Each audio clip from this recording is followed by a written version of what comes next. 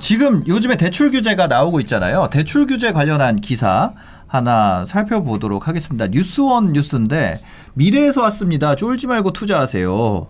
부동산 대출 중단 비웃는 시장. 네, 이게 전형민 기자님 기사입니다. 미래에서 왔습니다. 이게 무슨 얘기일까요? 그 예전 기사를 2006년 보면서 기사의 댓글에 무슨 말인가 했더니 네, 여기에 그런 댓글이 달린다. 그쵸? 2006년 기사에 이런 게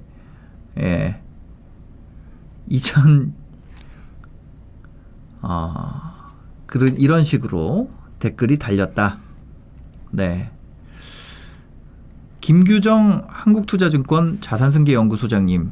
2006년에는 아마 이분이 부동산 114 리서치 센터장님이셨나? 네, 아마 그랬을 것 같아요. 예. 그쪽에 계셨던 걸로 기억해요. 네, 맞아요.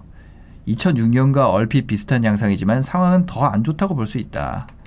더 올라갈 수 있다라는 거죠. 네, 그렇게 보시는 것 같아요. 밑에 공급 부족이 심화됐다고 표현하시니까요. 네. 그때보다 더 심하다. 이런 내용인데 어떨까요? 지금 과거랑 비교했을 때 어느 정도 시장이라고 판단이 되세요? 저도 지금 말씀하신 그 김규정 센터장님하고 조금 비슷한 생각은 가지고 있어요. 네. 뭐냐면은 그때 상황보다도 지금의 공급 부족 현상은 조금 더 크기 때문에 사람들이 그것 때문에 물론 이번에 처음 겪는 분들은 대출 규제가 지금 심리적으로 굉장히 압박을 주는 건 사실이잖아요. 네. 그렇기 때문에 좀 두려워하시는 부분이 있지만 그때도 어떤 면에서는 올랐고 그리고 이번에도 비슷한 상황에서 공급 부족은 더 심하다 그러니까 더 오를 것이다라고 하는 부분에 대해서는 그 좀 상황이 심각하다 이런 점에 대해서는 저도 동의를 하는데요. 네네. 한 가지 저는 여기서 조금 리스크 관점에서 조금 한 가지 좀 말씀을 좀 드려야 될 필요가 있을 것 같아요. 왜냐하면 쫄지 말고 투자하세요라고 얘기하는 거는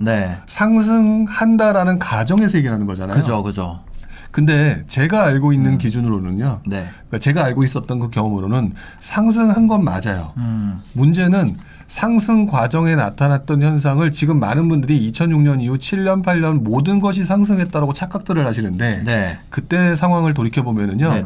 상승할 수 없는 것들만이 상승을 했던 것이지 모든 것이 상승한 게 아니에요. 상승할 수밖에 없었던 것만 상승을 했고 안 오른 것도 있다. 안 오른 것도 있다라는 거죠. 근데 그거를 지금 그때 상황을 정확하게 기억을 못 하시거나 또는 판단을 하기보다는 그냥 2006, 7, 8년도에 집값이 엄청나게 올랐다더라 라는 정보만 가지고 쫄지 말고 투자하세요라고 말하는 거는 매우 좀 위험한 발상이다라고 생각이 들어요. 지수는 올랐지만 아파트 가격 지수 같은 경우는 그때가 이제 올라간 걸로 나오지만 그 지수가 그런 상황에서도 안 오른 물건들도 있다는 거잖아요. 그렇죠. 가장 대표적인 경우가 이런 거였죠. 지금 이제 지난주에도 말씀을 우리 서로 드렸었던 것 중에 하나가 대출 규제가 심해졌음으로 인해서 결국 그 당시에 뭐가 많이 올랐냐라고 하면 중소형 아파트가 많이 올랐어요.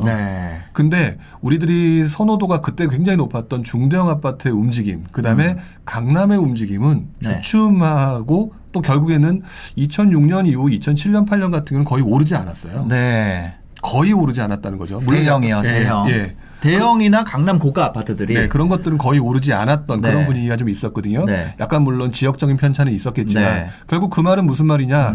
양극화 현상이 나타났다는 거일 수도 있고요. 또는 차별화 현상이 나타났다는 거일 수도 있어요. 근데 이거를 뭐 미래에서 왔습니다. 쫄지 마세요라 말하기에는 너무 무책임하다는 거죠. 왜 그러냐면 그때도 제 기억으로는 2006년도에 우리가 제 알고 있는 대출 규제 그중에서도 그때에서 가장 강력했던 규제는 DTI 규제였거든요. DTI. 그때 DTI 규제가 나왔는데 뭐 지금하고는 그 규제의 모습이 달라서 그때는 뭐 투기 지역, 투기 과열지구 뭐 이렇게 좀 달랐거든요. 근데 맨 처음에는 투기 지역의 아파트 뭐 6억 이상 아파트에 대해서 뭐 DTI 규제를 40% 규제를 했다. 그다음에 그때가 아마 2006년 초였는데 중반에 가면서 또 조금씩 그걸 확장시키고 그리고 2007년 111 대책이었을 거예요. 그때 대출 규제를 하면서 거의 모든 지역의 아파트들을 다 DTI 규제로 묶어버렸거든요. 문제는 그렇게 묶고 나니까 결국 어떤 현상이 나타나느냐. 2007년 후반부부터 들어가면서 그때까지 오르지 않았던 즉 대출 규제에 따라서 네. 투자는 해야 되겠는데 할 수 있는 대상은 축약되고 그러다 보니까 그동안 오르지 않았던 네. 서울 지역의 중소형 아파트라든지 네. 또는 그 외곽 지역이 오르는 그다음에 인천 의정부 이런 쪽이 오르는 네네. 그런 현상이 나타났다는 아. 거죠. 결국 저는 쫄지 말고 투자하세요라고 말 자체는 모든 네. 것에 투자해도 된다라는 뉘앙스가 혹시 있다면 그건 네. 조금 위험한 거고요. 네. 저는 개인적으로 이번에 대출 규제가 분명히 저는 중소형 아파트이거나 또는 가격대가 낮은 아파트 쪽에 조금 많은 사람들이 움직임이 나타나게 되지 않을까라고 생각이 들어서요. 그런 네. 쪽에 조금 움직임을 유심히 좀 지켜볼 필요가 있지 않을까라는 생각이 들어요. 그래서 지금 이런 대출 규제 상황이 되면은 네. 상대적으로 대출 규제에서 자유로운 물건들이 지금 오르는 상황들이 나오고 있잖아요. 네, 그렇죠. 이런 상황 같은 경우는 반대로 대출 규제가 풀리거나 네. 이쪽이 묶이면은 그 규제가 없기 때문에 올랐던 것들은 네. 좀 상대적으로 약해질 수 있는 가능성도 있겠네요.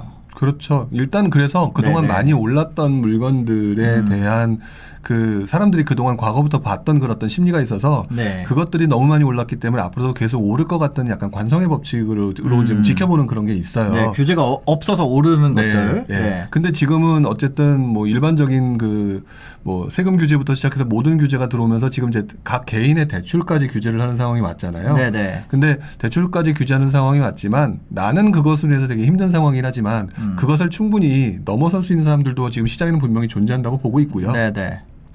그럼에도 불구하고 그분들이 해야 되겠다라고 하면 분명히 이분들은 엄청나게 오른 대상을 하기보다는 네.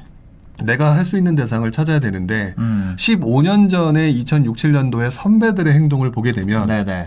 지금은 이제 전문가들처럼 굉장히 많이 알고 있지만 그때는 또 초보자들이었을 거 아니에요. 네네네. 그분들은 분명히 어떤 행동을 했느냐 살펴보니 결국 내가 대출을 받을 수 있는 한도 내에서 움직일 수 있는 대상 지역으로 움직이더라. 계속해서 투자를 하는 사람은 투자를 한다. 네. 또는 네. 실수요자들이 네네.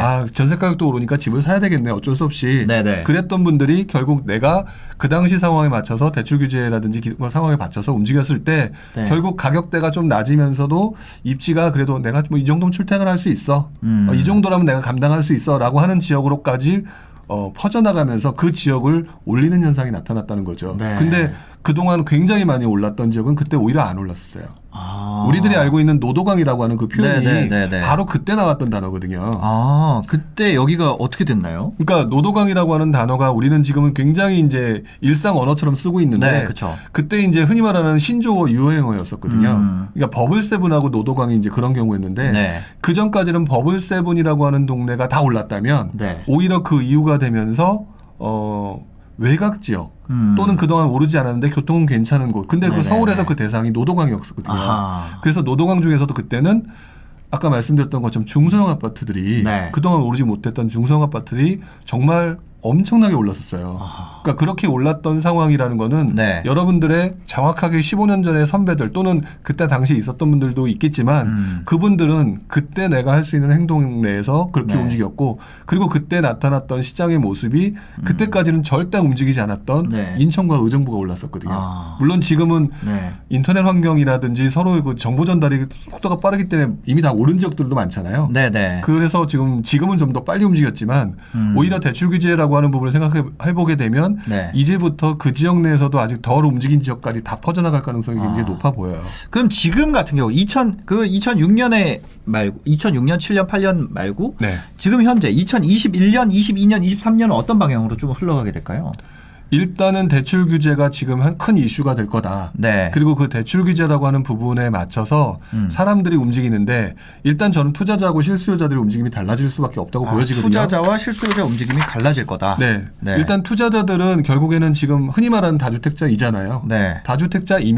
다주택자인 분들은 서울 수도권에 내가 지금 그러자도 보면 몸이 무거운 무슨 물건들을 가지고 있는데 거기다 또 얹지는 못할 거라는 거죠. 네네. 그러면 이분들은 결국 외곽으로 나갈 수밖에 없는 상황에서 비규제 지역으로. 비규제 지역이나 지방 쪽에 있는 네. 또 나름대로 비규제 지역이 아니더라도 그동안 많이 안 올랐다. 더 오를 수 있겠다. 하면 세금 내고도 충분히 감당해. 네. 이렇게 하는 베팅하는 투자로 갈 가능성이 높을 거고요. 10% 이상 저평가돼 있으면 네. 그러니까 원래 저평가보다 10% 더 저평가돼 있으면 세금 내면 되죠. 네, 세금 내면 된다라고 하는 어떤 그런 생각으로 접근을 네네. 하게 될 거라 네네. 지방 쪽으로 더 많이 움직이시게 될 것 같고 문제는 그런 쪽은 관심은 없지만 네. 집은 거주를 해야 되니까 네. 그럼 그런 분들이 움직일 수 있는 방법은 우리는 지금 그러니까 저도 이제 다주택자이긴 하다 보니까 다주택자 입장에서 시장을 보고 있지만 네. 그분들은 다주택자들이 힘들어하는 그런 어떤 규제나 이런 게 매우 자유로워요.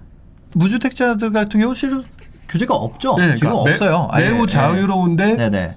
대출 규제는 다 본인한테 해당이 되거든요. 아, 대출 규제는 들어오죠. 해당이 된단 말이죠. 네. 그러면 이분들은 지금 상황에서 할 수 있는 것 대상들은 당연히 지금 엄청나게 오른 네. 그래서 내가 들어갈 수 없는 대상보다는 결국 그렇지 않은 곳으로 움직일 수밖에 없는 게 지금 현재의 모습이라는 거죠. 네네. 그래서 저는 이게 지금 뭐 중소형이 먼저 오른다, 뭐 중대형이 오른다 이걸 말씀드리기 이전에 네. 중대형이든 중소형이든 상대적으로 저평가됐다.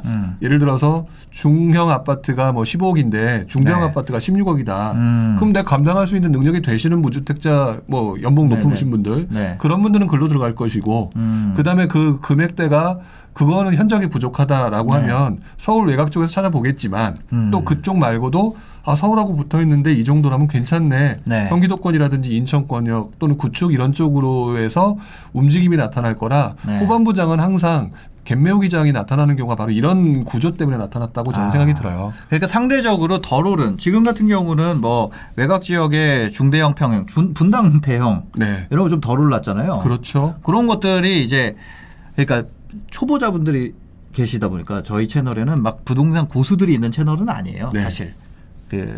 그래서 지역을 딱 찝어서 얘기를 해도 네. 뭐 이거 라이브 보시는 분이 얼마 안 되기 때문에. 네. 네. 그래서 뭐 그런 지역의 대형 같은 경우는 상대적으로 소형보다는 덜 올랐잖아요. 그렇죠. 그런 그런 경우가 은근히 것들이 많아요. 예, 그런 것들이 은근히 이제 다시 천천히 좀 올라가는 모습을 보일 수 있다. 네. 장 후반부에. 그러니까 공급이 중대형 네. 같은 경우는 이미 짓지 않고 있기 때문에 부족하잖아요. 네. 그렇기 때문에 덜 오른 곳에 중대형은 분명히 메리트가 있을 것이다. 아. 그리고 내가 감당할 수 있다. 네. 그러면 그런 건 괜찮은 거죠. 중대형 같은 경우는 뭐 한 40평대 이상, 네. 48평 이상. 근데 50평대, 60평대는 지금 트렌드가 확실히 아닌 것 같아요. 네네네. 그래서 지금 말씀하신 것처럼 한 40평대 정도가 네네네. 가장 중대형이 우리가 일반적으로 얘기하는 정도 수준이 아닐까라고 생각이 듭니다. 중대형. 알겠습니다. 일단은 앞으로 중대형 이후에 그럼 지금 이런 상승장 후반부인데 네. 상승장 후반부라는 건 어쨌거나 하락장으로 꺾이거나 우리가 장기 침체 아니면은 뭐 이렇게 옆으로 기는 시장까지도 네. 고려를 해야 된다라고 볼 수 있잖아요. 그럼요. 그런 경우에도 이런 중대형 평수의 가격은 잘 버텨줄까요? 어떻게 될까요? 그게 이제 우리가 중대형이냐 중소형이냐라고 얘기하는 어떤 네. 대상물에 대해서 관심을 갖게 되면 네. 그거에 대해서 제일 궁금할 거라고 생각이 드는데요. 네네. 저는 그럴 때 가장 중요한 거는 결국 이 기본 부분은 공급이라고 생각해요. 공급. 예. 근데 지금 시장에서 네. 중형 아파트와 중소형 아파트를 공급하는 거를 봤지 네. 중대형 아파트는 정말로 저는 이번 장에서 거의 본 적이 없는 것 같아요. 중대형 아파트는. 네네. 근데 아이들이 커가면서 중대형으로 넘어갈 수 있는 사람들이 분명히 생길 것이고 네네네. 아이가 굉장히 어렸던 사람들도 방 하나씩 줘야 되는 사람이 생기는 거는 분명히 어느 정도 그 니즈가 필요할 텐데 네. 지금 중대형이 인기가 없다는 것 때문에 지금 보면은 정말 중대형 아파트 공급이 없거든요. 네. 그러면은 그만큼 줄어든 만큼 가격은 유지가 되겠죠. 올라간 상태에서 유지가 된다고 저는 봐요. 네. 그래서 중대형에 대한 수요가 앞으로 좀 늘어날 것 같은 게 이제 재택근무하면 네. 결국 아빠방 엄마방 있어야 되거든요. 그렇죠. 그렇죠. 엄마가 예를 들어서 나 직장 하는데 집에서 그 줌으로 미팅하고 하는데 거실에서 이제 뒤에 부엌 보이고 할 수는 없잖아요. 그렇죠. 저도 지금 우리 네. 딸내미들이 뭐 부엌에서 할 때면 제가 아니면 방에서 할 때 이렇게만 해도 그냥 바로 나가라고 그러는데 네. 문을 잠가버리는데 네. 자기만의 방들이 필요한 상황이긴 하죠. 지금은 굉장히 그 엄마방 아빠방이 그 옛날에는 서재라는 게 굉장히 뭐라 그러지 아빠의 로망, 아빠의 과한 욕심, 그렇죠. 이런 거의 상징이었는데 지금은 자기 집 안에 사무할 수 있는 공간을 갖고 있는 것이 다 필요하다고 아마 느낄 거예요. 대부분의 분들이. 왜냐면 이 줌 미팅 같은 거 떠들어야 되기 때문에 또 카페에서 하기 좀 부끄럽잖아요. 그렇죠. 예, 그래서 그리고 뭐 사내 그런 것도 있고 보안이나 이런 것도 사실 그쵸. 딸기우유님께서 지금 실제로 중대형에 거주하고 계신 분인가 봐요. 딸기우유님은 45평 거주 중인데 재택근무 때 엄청 빛을 발합니다. 네. 그럴 것 같아요. 그러니까 이렇게 트렌드의 변화가 항상 저는 이게 사이클처럼 이것도 움직인다고 생각하거든요. 네네. 그러니까 지난장에 워낙 중대형이 사람들의 관심도가 높아서 올랐다가 가격대가 떨어져서 지금 네. 트라우마가 있어서 그런 건데 네네. 지금 공급은 없는데 너무 많은 사람들이 여기에 대해서 메리트를 느끼고 있는 중이잖아요. 아, 그러면 그쵸. 저는 관심도가 높아질 거라고 보죠. 방 4개가 좋은 것 같아요. 방 4개. 최소한 4개 정도가 제일 좋죠. 네네네. 방 4개가. 왜냐면 안방, 작은 방, 애기방 그렇게 하고 네. 재택방 하나 있으면 네. 진짜 딱 좋은 것 같아요. 그런데 30평대는 거의 다 방 3개로 나오잖아요. 뭐 가끔가다 나오긴 하는데 알파룸 있는 형태로 네. 나오기도 하지만 근데 좀 다닥다닥 붙어서 좀 답답하죠. 그래서 그런 식으로 다주택 취득세 더 내야 함. 다주택은 이미 취득세 더 내고 있죠. 이미 더 내고 있고. 네. 예, 맞아. 방 4개. TK님도 기본적으로 방 4개 정도 3인 가족이면은 엄마 아빠 각방. 각방 쓰는 집이 있어요. 근데 뭐 이런 부부 뭐라 그래야 되지? 이렇게 사이가 좋고 안 좋고를 떠나서 네. 잘 때 각방 쓰면은 네. 더 오래 산다 그러더라고요. 뭐 옛날에 어디서 봤었는데. 그래요? 네. 근데 확실히 그게 이상이 있는 게 네네. 여러모로 좀 효율적이긴 네네. 한 것 같아요. 그래서 하여튼 지금은 이런 중대형에 대한 수요가 다시 조금 올라가고 있고 상대적으로 저평가되어 있는 중대형에 대한 기대가 좀 많아지고 있다. 이런 얘기까지 해주셨습니다. 57평 사시는 분도 계시네요. 57평 사는데 이제 큰지도 잘 모르겠어요. 이런 분도 계시네요. 네. 한양 최진사님, 각방 쓰나 보다. 저희 집은 작아서 각방을 쓸 수가 없습니다. 작아서가 아니라, 저는 와이프랑 각방 쓰고 싶지 않아요. 말이 이상하게 됐네? 네, 하여튼, 그렇습니다. 요즘에 중대형에 대한 인기도 계속 올라가고 있는 것 같아요. 네.